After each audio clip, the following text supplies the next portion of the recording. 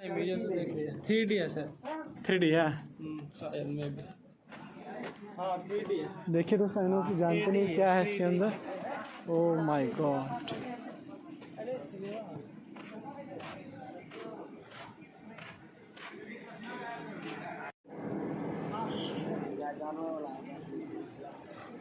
बार सांस लेते हैं। कभी गिना नहीं ना। और क्या ये भी कि आपकी अगली सांस के लिए जरूरी ऑक्सीजन का मिलना इस बात पर निर्भर है कि आपसे मीलों दूर किसी समुद्र में एक बड़ी सी शार्क मछली एक छोटी सी मछली को खा पाएगी या नहीं। क्यों यकीन नहीं होगा ना? चलिए कोई नहीं, आइए आपको ले चलते हैं एक ऐसी दुनिया में जो आज से हजारों मील दूर होकर भी आपके अस्तित्व का आधार है।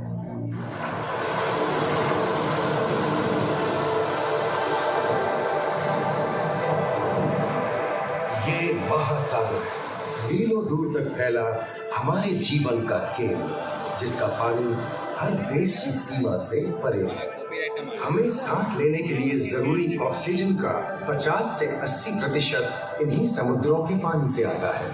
ये भी कह सकते हैं कि ये सागर एक विशाल संयुक्त परिवार की तरह है, जिसमें ये सभी जीव एक ही घर में रहते हैं, जैसे मछलियाँ, mollusc, dolphin, seal, walrus, crustacean, bacteria, समुद्री एनिमोनी और हाँ ब्लू व्हेल भी, जो पृथ्वी का सबसे बड़ा जीव माना जाता है।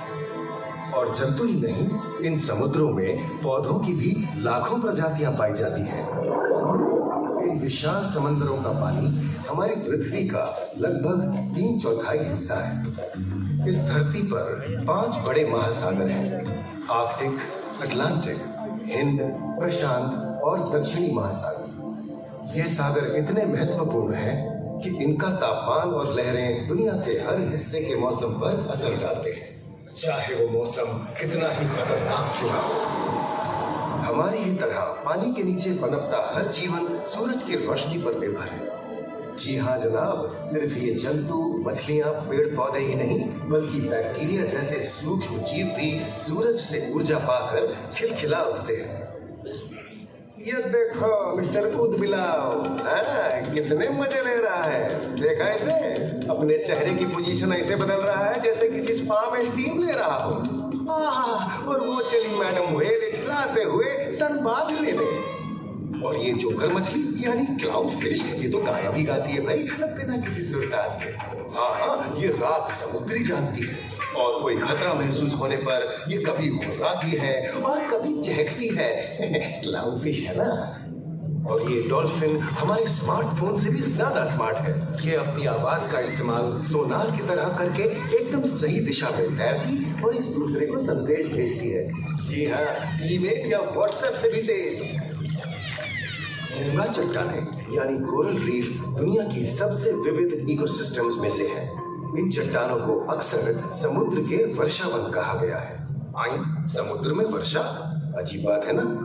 अरे दरअसल इनका नाम इनके आसपास बसे इन जीवों की विविधता के कारण पड़ा है। इनमें से कुछ बूंदे गर्म उथले समुद्र में, तो कुछ ठंडी अंधेरी गहराइयों में रहकर हमारे इकोसिस्टम के संतुलन को बनाए रखते हैं।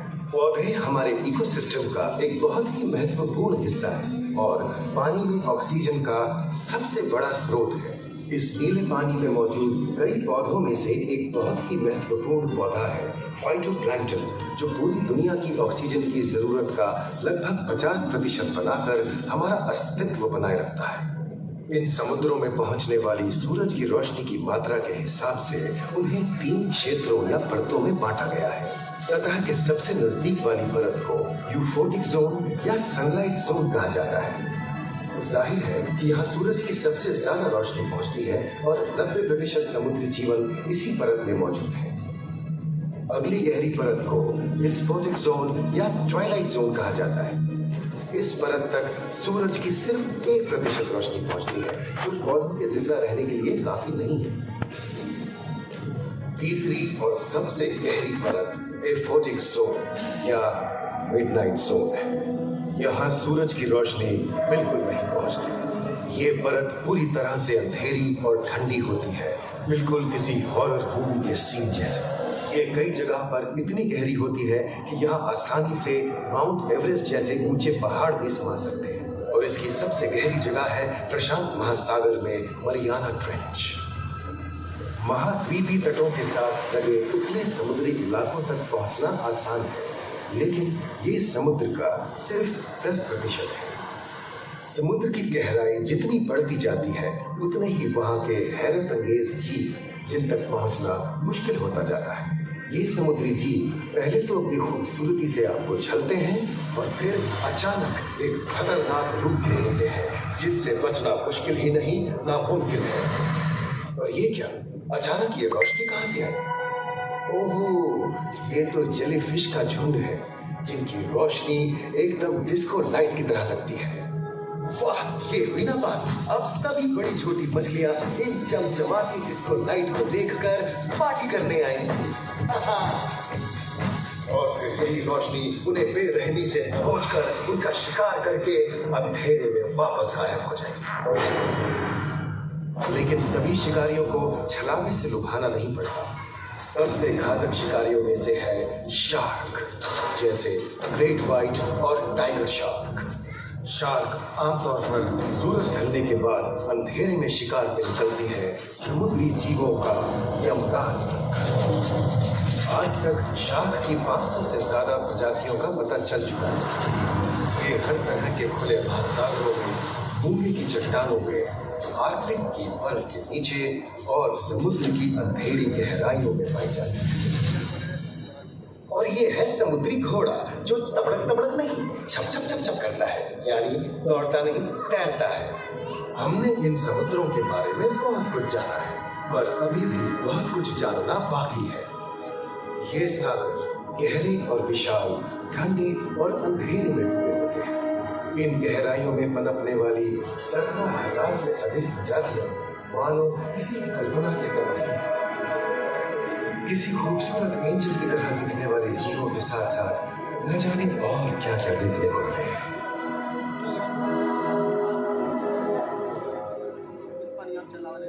इन विशाल सागरों के इकोसिस्टम इनके बाहर तक फैले हैं। खारे पानी की खाड़ियां, समुद्रों, समुद्र तटों और नमकीन दलदली इलाकों तक। मानव जाति दशकों से प्लास्टिक, जहरीले रसायन, तेल और ऐसी कई चीजों को पानी में बहाकर समुद्रों को नुकसान पहुंचा रही है। हो गया, कई समुद्री जीवों या मछलियों की दर्दनाक मौत और उनकी इस तड़प का जिम्मेदार है। तो आपने देखा अंदर जो सिनेमा घर में चल रहा था, और देखिए समझिए जो भी बताया गया सही है, जहाँ तक बहुत ही सही है।